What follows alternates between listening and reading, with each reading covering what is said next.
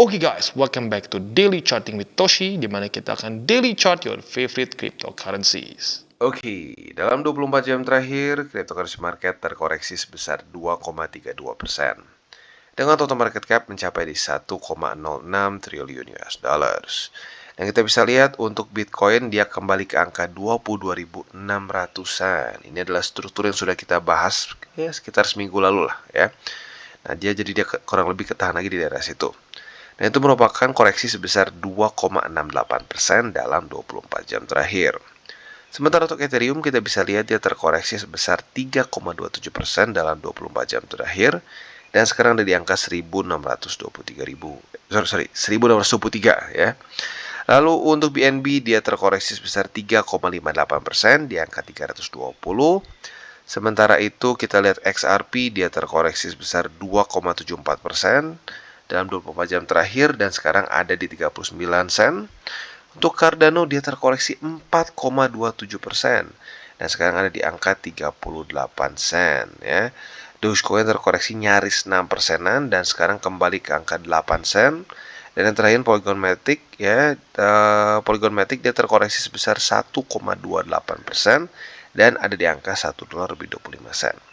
Jadi overall kita lihat pada hari ini semua cenderung ya koreksi dengan signifikan dan sepertinya Bitcoin dominance cenderung meningkat karena kalau kita lihat di sini koreksi dari alts cenderung lebih signifikan ya. Nah ini semua terjadi kenapa? Karena kemarin buat lo yang sudah nonton DCWT kemungkinan besar sudah tahu bahwa kemarin itu akan keluar data crude oil inventories. Dan ternyata hasilnya bagus untuk indeks dolar. Maka dari itu indeks dolar cenderung sedikit meningkat kemarin ya. Cenderung sedikit meningkat walaupun dengan catatan masih reject oleh MA50 ya. Dan karena dari itu maka kita bisa lihat risk on asset lain seperti Nasdaq, S&P, dan Dow Jones semuanya cenderung koreksi juga pada hari ini ya. Karena dolar yang cenderung menguat kemarin. Oke, itu data kemarin ya. Untuk data pada hari ini arguably lebih penting ya karena langsung berhubungan dengan dual mandate dari the Fed, yaitu salah satunya adalah unemployment rate ya. Nah, jadi kalau kita lihat di sini ya, di Amerika Serikat nanti jam setengah 9 malam tentunya ya, waktu Indonesia Barat akan keluar data initial jobless claim lagi ya. Dan seperti yang kita sudah harapkan dari sebelum-sebelumnya, yang kita perlu adalah apa? Yang kita perlu adalah a higher than expected reading ya. Jadi harapan kita dia lebih tinggi daripada forecast. Forecast kan di 190 nih. Harapan kita dia mungkin di 200.000, 210.000, ya pokoknya di atas dari forecast ya. Kalau kita lihat dari sebelum-sebelumnya datanya semua cenderung di bawah dari forecast yang membuat indeks dolar kembali menguat. Jadi ya lagi-lagi semoga saja pada hari ini mulai berubah ya, mulai banyak data ya, yang menunjukkan banyak pengangguran di Amerika Serikat ya. Karena pada faktanya kalau lu ngikutin berita di US, it's kind of weird ya. Perusahaan-perusahaan raksasa gitu ya seperti Meta, seperti Google, seperti apalagi Amazon banyak melakukan PHK. Tapi anehnya initial jobless claim-nya belum mulai keluar belum mulai keluar data yang menunjukkan bahwa mulai banyak pengangguran ya. Jadi kemungkinan besar lagging sih ya. Nah, semoga saja pada hari ini dia akan lebih besar daripada forecast ya. Oke, jadi kurang lebih seperti itu dan ini akan keluar nanti jam setengah 9 malam. Jadi buat lo yang mungkin punya posisi futures dan mau untuk nggak terlalu besar resikonya bisa ditutup dulu sebelum jam segini supaya tidak terjadi volatilitas yang tidak sesuai dengan harapan kita ya. Oke, selanjutnya kita akan geser ke analisa kripto dan ini ngomongin soal halving ya dan siklus dari tahun ke tahun ya. Siklus yang kita tahu sebelumnya 2016 ya, halving 2016. Kalau kita lihat dari siklus-siklus sebelumnya, kita itu sudah mulai masuk dalam masa-masa akumulasi di sini ya. Nah, masa akumulasi ini nggak berarti kita akan langsung lanjut ya, karena kalau kita lihat di sini 2020, 2016 itu masih ada koreksi-koreksi dulu dan belum terbentuk suatu movement yang super parabolik ya. Di sini mungkin lumayan parabolik tapi nggak se-ekstrim seperti di sini ya. Nah, jadi ya semakin mendekati ke halving dari siklus-siklus sebelumnya, Bitcoin cenderung menunjukkan ini merupakan tempat yang cukup bagus untuk yang melakukan akumulasi. Makanya di sini diberikan nama tempat kita untuk akumulasi. Ya. Nah, sekarang pertanyaannya apakah pada siklus kita kali ini akan sama seperti sebelum-sebelumnya atau tidak? Karena sekali lagi di siklus-siklus sebelumnya, the Fed bisa dibilang nggak seperti sekarang ya, mereka nggak seketat sekarang untuk urusan interest rate. Ya, jadi itu mungkin perbedaan paling signifikannya. Nah, semoga saja ya mulai dari sekarang fundamental yang mulai berubah, mulai ada apa ya, ciri-ciri kemungkinan dia akan pivot, semoga benar-benar terjadi dan bisa mulai terbentuk lagi liquidity. Karena menurut gue yang paling penting untuk Bitcoin adalah liquidity dalam market sehingga dia bisa melakukan parabolic move, ya. Jadi kurang lebih seperti itu untuk analisa kriptonya dan sekarang kita akan geser ke Bitcoin ya. Nah, untuk Bitcoin kita bisa lihat sekarang kondisinya itu masih di bawah atau lebih tepatnya kemarin dia daily close di bawah lagi di atas di bawah lagi dari MA20 ya. Nah, jadi kalau kita lihat di sini tentunya ini sedikit menyebalkan ya, jebol, reclaim, jebol lagi ya. Dan pada hari ini kalau kita lihat secara struktur dia itu sekarang sedang retest daerah 22.629 di mana adalah satu struktur yang terbentuk pada tanggal berapa nih ya? Tanggal 21 sampai tanggal 27 berkali-kali di retest dan nggak jebol-jebol. Nah, harapan gue pada hari ini adalah Bitcoin jangan sampai jebol dan daily close di bawah dari 22.629. Karena kalau itu terjadi, kemungkinan besar ya ada koreksi lanjutan dan mungkin bisa mencapai ke daerah 20.500 ya. Arguably sekarang sih kalau secara struktur 21.500-an sampai 21.300. Kalau itu jebol juga sekitar 20.500-an. Di mana ada bull support band di situ, ya. Oke. Jadi kurang lebih seperti itu untuk Bitcoin ya. Dan selanjutnya kita akan geser ke indeks dolar. Nah, untuk indeks dolar kita bisa lihat dia kemarin itu terpantul secara struktur di 103,13 plus di waktu bersamaan kita bisa lihat kemarin itu crude oil inventoriesnya datanya cenderung membantu indeks dolar seperti yang kita bisa lihat di sini dia hijau ya, better than expected. Maka dari itu indeks dolar kembali lagi mendapatkan momentum kemarin dan kalau kita lihat dia retest MA50. Good newsnya nggak tembus dan pada hari ini pun mulai ke-reject lagi oleh MA50. Semoga pada hari ini dia bisa membuat ya nggak usah lower low lah. Ya semoga pada hari ini dia bisa jebol lagi struktur ke bawah sini ya dan daily close di bawah dari 103,13. Jadi kurang lebih seperti itu untuk makronya. Dan selanjutnya kita akan bahas buy limit. Sebelum kita masuk ke buy limit, seperti biasa gue harus ingatkan dulu bahwa DCWT ini bukanlah financial advice dan tujuannya adalah untuk edukasi ya. Nah, selain itu bagaimana cara untuk mendukung TCI? Ada banyak caranya. Lo bisa like our video, bisa share our video, atau juga bisa menggunakan link referral kita di bawah. Dan sebelum kita lanjut, kita akan dengar dulu pesan-pesan dari sponsor kita pada hari ini. Oke, today's video is brought to you by Bybit, di mana kita bisa trade berbagai macam cryptocurrency aset dengan cara yang berbeda-beda. Buat kalian yang ingin akumulasi secara spot, tentunya kita bisa lakukan di sini. Derivatif juga bisa, ada juga pasar NFT, dan tentunya setelah kalian akumulasi, jangan lupa juga kalian bisa menikmati earn atau menikmati bunga lah kesannya ya di Bybit Earn. Bisa APY-nya tertinggi bisa mencapai 18%. Nah, tentu juga buat kalian yang ingin membeli kripto dengan lebih mudah ya dengan cara yang lebih simpel, bisa juga langsung menggunakan kartu kredit atau debit card juga di sini. Dan juga buat kalian yang mungkin sudah lebih crypto savvy nih ya, bisa menggunakan options juga ya. Jadi kurang lebih seperti itu. Dan buat lo yang belum punya akun di Bybit, silahkan bisa cek link referral kita di bawah dan mulai trade di Bybit. Oke, dan seperti biasa kita akan masuk dulu ke Bitcoin. Nah, untuk Bitcoin kita bisa lihat hari ini sudah mulai terjadi retest pertama di daerah 22.629 dan harga runningnya sekarang ada di bawah ya. Nah, jadi sebenarnya ada satu setup posisi long apabila Bitcoin bisa bertahan sampai besok jam 7 pagi dan daily close di atas dari struktur 22.629. Apabila itu terjadi, dia daily close masih di atas dari struktur, kita besok bisa pertimbangkan untuk pending order atau limit posisi long di 22.629. Jadi kalau terjadi lagi retest kedua di sini, konfirmasi, kita bisa buka posisi long dengan target TP2 ya. Target TP pertama di mana ini adalah target TP yang lebih konservatif adalah di MA20 yaitu di angka 23.000 lebih 68 USD. Sementara untuk target TP yang lebih agresif, kalian bisa pertimbangkan di daerah 23.763 ya.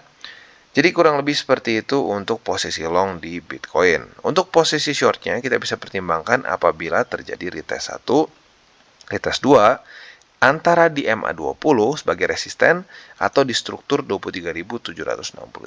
Yang penting terjadi konfirmasi.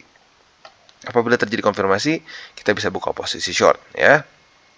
Kalau terbuka di MA20, kita target TP-nya cuma satu di 22.629. Tetapi kalau terbuka posisi shortnya itu di daerah 23.763, kita bisa pertimbangkan untuk buka posisi short di situ dengan target TP-nya 2. Yang konservatif di MA20, yang agresif di daerah 22.629. Jadi kurang lebih seperti itu untuk posisi futures. Untuk posisi spotnya, buy limit pertama udah kena di daerah 22.629, buy limit kedua di 21.559, dan buy limit ketiga di 21.300. Oke, dan selanjutnya kita geser ke Ethereum. Nah, untuk Ethereum kita bisa lihat sayangnya ya, kemarin dia gagal mempertahankan 1660, daily close di bawah, dan pada hari ini lanjut lagi retest ke daerah 1623. Nah, maka bisa dibilang ini adalah retest pertama di struktur support 1623. Jadi kita lihat besok. Apabila besok pagi jam 7 Ethereum daily close di atas dari 1623, maka kita bisa pertimbangkan limit posisi short di 1623. Kalau terjadi lagi retest kedua alias konfirmasi, kita bisa buka posisi long dengan target TP di 1660. Ya, itu untuk posisi long. Untuk posisi shortnya tinggal kita balik saja logikanya. Apabila terjadi retest 1, retest 2 di sini, kita bisa buka posisi short dengan target TP di 1623. Itu untuk posisi futures. Untuk posisi spotnya buy limit pertama sudah kena. Belum ini. Buy limit pertama di sini kena ya. Lalu yang kedua masih belum, yaitu di 1567, dan buy limit ketiga di 1519. Nah, sekali lagi gue ingatkan ya, mumpung lagi ingat nih ya, walaupun kita bahas posisi futures, itu lu nggak wajib untuk buka tentunya ya. Apabila lu lebih tertarik untuk jangka panjang, sekali lagi lu bisa fokus aja ke bagian spotnya ya. Dan sekali lagi gue ingatkan, ujung-ujungnya yang membuat atau meleverage wealth kita adalah posisi spot jangka panjang ya. Jadi kurang lebih seperti itu untuk Ethereum. Oke, dan sekarang kita geser ke Cosmos atau Atom ya. Jadi kita bisa lihat pada hari ini mulai terjadi retest pertama di $14 lebih 43 sen ya. Jadi apabila besok sampai jam 7 pagi Atom bisa bertahan di atas dari struktur ini, kita bisa pertimbangkan untuk buka posisi long dengan target TP boleh di upper band ya, atau kalau kalian mau sedikit lebih konservatif boleh juga di struktur sini, yaitu di daerah $15 lah kalau kita bulatkan ya. Jadi kurang lebih bisa seperti itu, lu bisa pilih ya. Nah, itu untuk posisi long. Untuk posisi short kita bisa pertimbangkan apabila ya Atom jebol. Kalau Atom jebol ke bawah ya, retest 1, retest 2 di $14 lebih 43 sen sebagai resisten, kita bisa buka posisi short ya. Nah, target TP-nya MA20 menurut gua terlalu dekat. Jadi buat target TP di sini langsung aja di $13 ya. Jadi itu untuk posisi futures, dan untuk posisi spotnya sudah kena nih buy limit pertama kita ya. Buy limit pertama kita sudah kena. Buy limit kedua masih di MA20 boleh untuk hari ini ya. Kalau sudah terlalu dekat gua akan satukan dengan $14.43. Tapi untuk sekarang masih menjadi buy limit kedua. Untuk buy limit ketiga di $13. Jadi kurang lebih seperti itu untuk Atom, dan secara struktur ini masih oke ya dibandingkan dengan beberapa alts yang lain. Masih cenderung membuat higher high, higher low, dan masih belum jebol lagi struktur, which is good. Oke, dan sekarang kita geser ke Matic. Untuk Matic kita bisa lihat kemarin terjadi retest pertama di struktur resisten $1 lebih 35 sen. Nah, maka dari itu, hari ini kita bisa pertimbangkan untuk pending order atau limit posisi short di $1 lebih 35 sen ya. Jadi kalau hari ini terjadi lagi retest kedua atau konfirmasi, kita langsung ke buka posisi short dengan target TP di MA20 ya. Nah, nanti by the time semakin lama ya, MA20 ini akan semakin menjadi konservatif ya. Jadi ada dua target TP, MA20 nanti kedepannya akan lebih konservatif. Untuk sekarang masih belum terlalu ya. Nah, setelah itu buat yang lebih agresif kalian bisa pertimbangkan di $1 lebih 12 sen ya. Jadi kurang lebih seperti itu untuk posisi short. Untuk posisi longnya tinggal kita balik saja logikanya. Apabila terjadi retest 1, retest 2 alias konfirmasi antara di MA20 atau di $1 lebih 12 sen, kita bisa buka posisi long. Di MA20 berarti target TP-nya langsung di $1 lebih 35 sen. Untuk di $1 lebih 12 sen berarti ada dua. target TP lebih konservatif di EMA20, lebih agresif di $1 lebih 35 sen. Dan untuk posisi spotnya, untuk Matic bisa dibilang belum berubah karena kita bisa lihat di sini mulai baru terjadi koreksi, dan untuk reclaim belum terjadi ya. Mungkin ada sedikit perubahan di buy limit pertama ya. Buy limit pertama tadinya di $1 lebih 12 sen. Untuk sekarang karena EMA20 sudah tembus, maka buy limit pertama adalah di EMA20 yang sekarang itu ada di angka $1 lebih 14 sen. Lalu buy limit kedua di $1 lebih 12 sen, dan buy limit ketiga di $1 lebih 2 sen lah ini kalau kita bulatkan. Jadi kurang lebih seperti itu untuk Matic. Oke, dan sekarang kita masuk ke XRP. Dan untuk XRP kita bisa lihat hari ini kembali terjadi retest di daerah 38 sen seperti di tanggal 30 Januari kemarin. Nah, jadi untuk hari ini kita tinggal lihat apakah dia bisa bertahan di atas dari 38 sen atau tidak. Andaikan pada hari ini sampai besok pagi jam 7 dia bisa bertahan dan daily close di atas dari struktur ini, kita bisa pending order posisi long di 38 sen atau limit long lah ya. Nah, jadi apabila terjadi lagi retest, kita bisa buka posisi long dengan target TP yang ada beberapa ya. Target TP pertama yang paling konservatif adalah di MA200, dan buy limit bukan buy limit tapi TP kedua bisa pertimbangkan antara di MA20 atau di struktur 40 sen ya. Jadi kurang lebih seperti itu untuk posisi long di XRP. Untuk posisi shortnya kita bisa pertimbangkan apabila terjadi retest 1, retest 2 di daerah 40 sen ya. Dan itu adalah kurang lebih untuk posisi futuresnya. Untuk posisi spotnya, buy limit pertama sudah kena di MA200. Buy limit kedua juga sudah kena di 38 sen, tinggal di MA50 saja ya. Jadi overall seperti itu untuk XRP dan juga dari DCWT kita pada hari ini. Seperti biasa gue ingatkan sekali lagi ya, nanti malam kita akan keluar data penting ya, initial jobless claim jam 8:30 malam ya, waktu Indonesia Barat. Jadi buat kalian yang punya posisi futures, kalau mau lebih konservatif tutup dulu aja ya sebelum jam segini ya. Nah, selain dari itu juga gue ingatkan jangan pakai uang panas, itu adalah aturan paling penting menurut gue ya. Setelah dari itu juga jangan lupa bahwa over leverage juga sering kali merusak posisi spot. Jadi pastikan jangan sampai berlebihan ya. Oke guys, jadi itu adalah akhir dari segmen DCWT kita pada hari ini. Dan jangan lupa bagi kalian yang merasakan manfaat dari segmen ini, jangan lupa untuk share ke teman-teman kalian. Dan apabila lu pengen mensupport channel kita, ya TCI, jangan lupa untuk menggunakan link referral kita di bawah. Nggak wajib ya, tetapi apabila lu menggunakan link referral kita di bawah, ada macam-macam ya, dari Bybit, Huobi, Maxi, toko kripto, dan banyak lagi ya. Ya, walaupun nggak wajib, tapi kalau menggunakan link referral kita, lu secara langsung membantu perkembangan dari TCI. Dan satu lagi, jangan lupa juga untuk join Telegram group kita, di mana kita bisa ngobrol-ngobrol santai mengenai dunia cryptocurrency secara dua arah. So, jangan lupa untuk like, subscribe, click the bell icon, and see you on the next video.